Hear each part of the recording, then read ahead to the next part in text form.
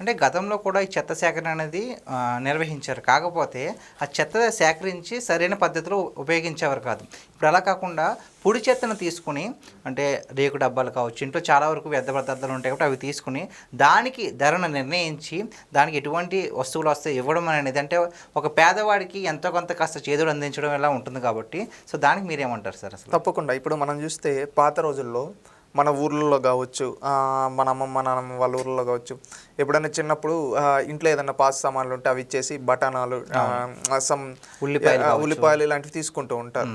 దాన్ని అది ఏంటి వాళ్ళు అక్కడ వాళ్ళు డబ్బులు ఇవ్వరు. వాళ్ళ దగ్గర ఉన్న పాత వస్తువులను ఇస్తే ఆ పాత వస్తువులను వాళ్ళు దేనికి ఉపయోగించాలో దానికి ఉపయోగించుకొని వాళ్ళు ఎవరైతే పాత సామాన్ తీసుకుంటారో వాళ్ళు తీసుకొని ఈ విధంగా చేసేవాళ్ళు. కొంతమంది బుక్స్ కూడా చిన్నప్పుడు దానికి కూడా వెయిట్ ఇంత అని చెప్పి ఆ వెయిట్ చూసి ఆ వెయిట్ ఇచ్చి దానికి తగ్గట్టు మనీ తీసుకోవడం ఈ విధంగా తీసుకుంటూ ఉంటారు.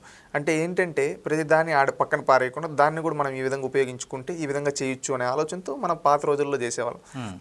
దానికంటూ ఒక వే తీసుకొని వచ్చి దానికంటూ ఒక విధానాన్ని తీసుకొని వచ్చి చేస్తూ ఉన్నారు. ఈరోజు ఆ విధంగా ప్రభుత్వానికి ఆదాయం వస్తుంది, అటు ప్రజలకి ఆదాయం వస్తుంది.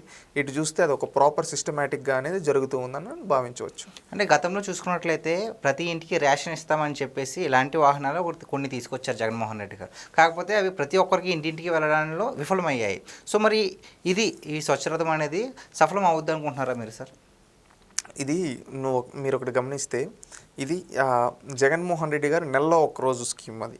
ఓకే. ఆ నెలలో ఒకరోజు కూడా ఎక్కడో ఒక దగ్గర పెట్టేస్తే అక్కడికి వెళ్ళి అందరూ తెచ్చుకునేవాళ్ళు. అది ఏ విధంగా ఆయన ఏ ఉద్దేశం చేశారు. ఇప్పుడు మనం దీన్ని ఏం చేస్తున్నాం, ప్రతిరోజు పని ఉంటుంది. ప్రతిరోజు వెళ్తూ ఇప్పుడు ఆల్రెడీ చెత్త సేకరణకు అనేది ఆల్రెడీ మున్సిపాలిటీల కింద బండ్లు ఉన్నాయి, అవుట్ వెళ్తూ ఉన్నాయి, అవన్నీ చేస్తూ ఉన్నారు. అప్పుడు గతంలో పన్ను ఉండేది, ఇప్పుడు పన్ను లేదు, అంతే తేడా. దీని ద్వారా ఈ విధంగా కొత్తగా ఒక ప్రయోగాలను చేయడం వల్ల ఇది మంచిగా మనం చెప్పుకోవచ్చు.